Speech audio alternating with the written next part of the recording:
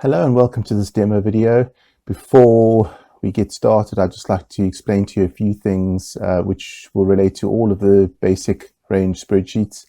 Number one, there is a key on the intro and setup tab of all of the spreadsheets showing what the different color headers mean. The blue headers mean that the cell's formulated, so it's locked and you can't change it.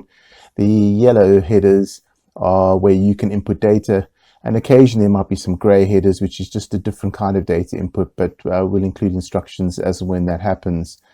The other thing that you can be aware of is there are ways in which you can damage the spreadsheet. So please do take a look at the link where you see this image, which will take you to a web page to show you how to better preserve your spreadsheet. Please feel free to keep a blank version of the spreadsheet somewhere, so that if you do mess up a spreadsheet that you're using, you can in fact just open a new one, a blank one. And some of the spreadsheets only last for a year, and then you've got a blank one to start the following year. So do keep a blank copy as a backup somewhere. And lastly, wherever you see this image, you can click on it. It'll take you back to the store where you purchased this product to see if you've got anything, any more products. One last thing, to see a demo video, you can click on this on a link that looks like this in order to go to the demo video, but that'll take you to the most recent demo. If in fact we've done upgrades and you're using an older version and you'd like to see the demo relating to your version, then do click on the watch on YouTube link, which will take you to that specific video on YouTube. So I think that's all you need to know. So without further ado, let's move on to this demo video. Thank you. Hello and welcome to this demo video for the Ashes Office Sweepstakes. So what this is for the Ashes series, the cricket, specifically obviously the test matches, and I've made similar things for football and rugby. But in football and rugby, what I do is I base the points earned, obviously in the sweepstakes, based on the predicting the results.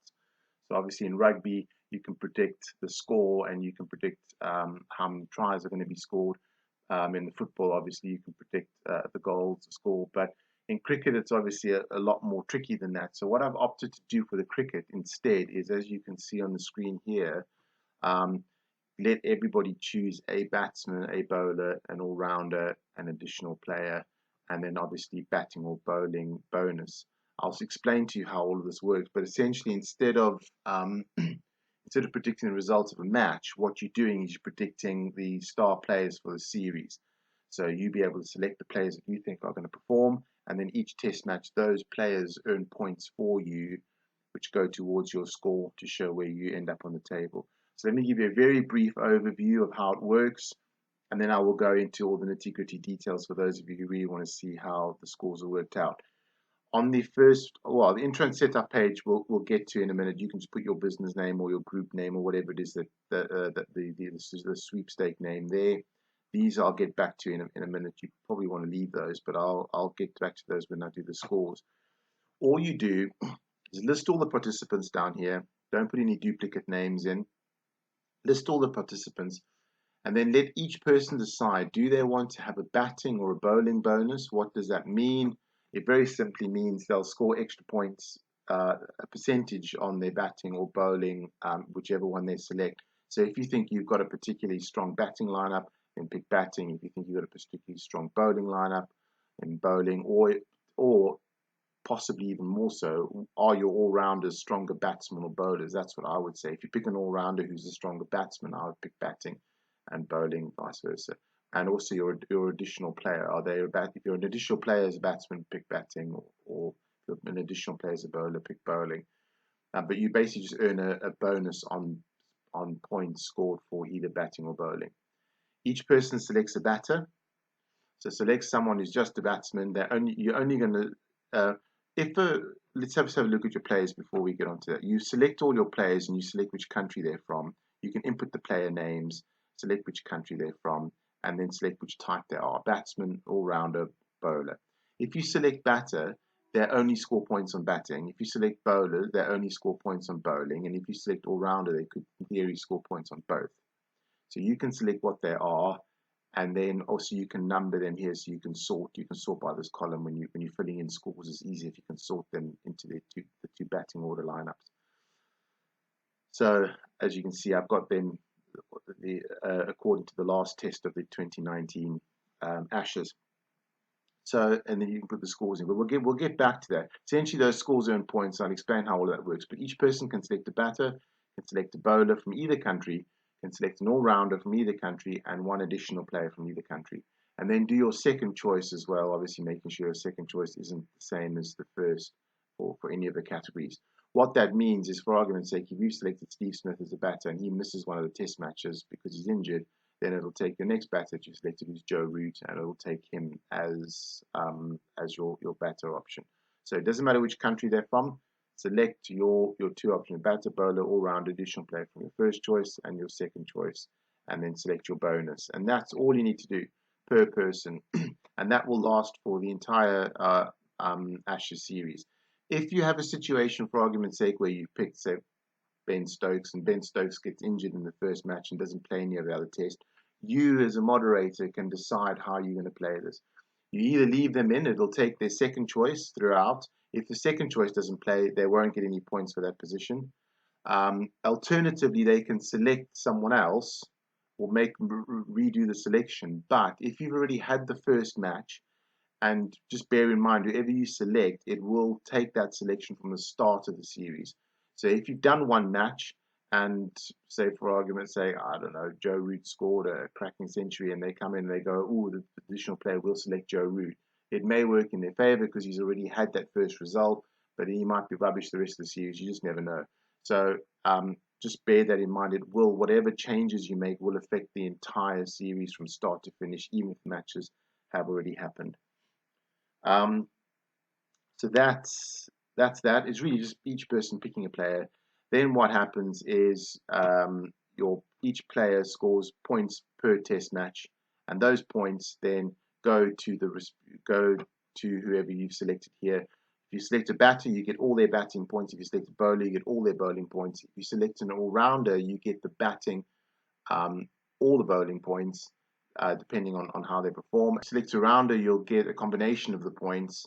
And if you select an additional player, you'll get 50% of their better points. So whatever they are, if they're a batsman or a bowler, whatever they do best, you'll get 50% of those points assigned as your additional player.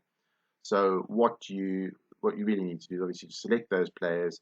If you come to this point, you can see how many points each player has earned for each test, for each different discipline, bonus and bat and bowl. And then what that does is it assigns those points to you per test, and it shows you how many points you've earned in the first test, how many points you've earned in the second test, third test, batting and bowling, so on and so forth. And it adds them all up, and it puts, it gives you your total points and ranks all the people in order. So there you've got your participant standings. Here you've got your player test points. So all you need to do now is obviously put your team, your players in, select the country, what type they are, and then put in all of these scores each test match. Now, I've put in all the scores just to show you how it's done. So for argument's sake, Chris Wokes in the first test got 37 not out, put the little star for not out. You can just select that there. Runs in for batsmen, first innings, second innings, and then first innings bowling. Now, I've put in all the bowling stats and all the batting figures. You don't have to put in, you only have to put in the runs for the batsmen and the all-rounders. You don't have to put them in for the bowlers, where I've done so here, because as you can see, Stuart Broad, even though he scored 29, he's got 0 points. It doesn't take his batting points if he's a bowler, so you don't have to put them in. You only have to put in the runs for the batsmen. You only have to put in the runs, wickets, and overs for the bowlers and all-rounders, and the runs, for the batsmen and the all-rounders. So all-rounders put in both, batsmen, you just have to put in the runs, and bowlers, you just have to put in the bowling figures for each test. That is as simple as that. Here it says too many players included because I've added too many players, but if you remember correctly, in the second test in 2019, who was it? Steve Smith was injured, and Labuschagne came in his place. So what you had there was you actually had Steve Smith in the first innings, Labuschagne in the second innings, which meant that you had that situation where it thinks that there are too many players. So if you know why that's happening, that's great. If there wasn't that situation, then that shouldn't pop up like in the other tests. But you just really put the scores in each test match. That assigns points and then decides where you are on the league table and gives you all of your points based on that. Now, for those of you who want to know how these points are calculated, this is how it works. I didn't want a situation where the batsman could score more points than the bowlers and it was favoured batting or favoured bowling. I wanted a maximum number of 200 points for a batsman or a bowler. Let's have a look here. The player test points. So first test, the batsman scored 200 points. That's the maximum number of points. And the bowler, there Nathan Lyon, 200 points. That's the maximum number. So how do we do that? What I've done is we've got what I call calculating raw points. So the batsman raw points is fairly straightforward. It's just the number of runs that they've scored, and you can put in what percentage extra they score if they are not out. So 100 out will be 100 points, raw points. 100 not out will be 110 raw points. The bowler's raw points is slightly more confusing. I've put the formula in here. If you really want to know what it is, you can read up on that. I'm not going to explain that now, but that essentially, there's the number of points for wickets which you can edit, and there's the formula to show you how that's worked out. That works out the bowler's raw points. But now the raw points don't actually mean anything because they could be anything. So what it does then is it takes the batsman and the bowler who have scored the most raw points for each innings, and it gives them 200 points. Let's call those points match points. It gives them 200 match points. Those match points are the ones that get allocated to you as a participant. So if, for argument's sake, the highest score in both first innings is 100, then they score 200 points. If the next batsman got the next highest score is 80, then they get 80% of the points, which means they get 160 of 160 match points that they can then earn for you as one of your players. So essentially, they can only ever score the best performer of both the first innings of the bat, or the best before, the test. The best performer of the test will score 200, and then everyone else thereafter will still in proportion to that. The bonus, as you can see, the highest bonus that you can get is 50, and the highest batting and bowling that you can get is 200. So those are essentially the points that each person earns each match. You can see here it takes all the raw points, converts it all, and shows you what the batting score, the bowling score, and the bonus score is for each of the different players. And then that is then assigned to your to the respective players, whoever you've picked. Obviously, your bonus point, if you pick batting or bowling, you get a bonus percentage on those points, and you can select that percentage here. I've selected as 20% of your points as a batting or bowling bonus. That's when you've selected batting or bowling as your bonus. So I hope that that's clear. Those are the scores that each player earned for each of the test matches. As you fill in the results, you can see that will automatically populate. All you do is fill in the 2 yellow tabs. So you put the players, select the country, type, and then just fill in the respective scores as you go along for each test match. And obviously this you select at the beginning, all the people who are playing and all the bonuses and the players. Once you selected those, this will automatically populate each test match so you can see who scored points.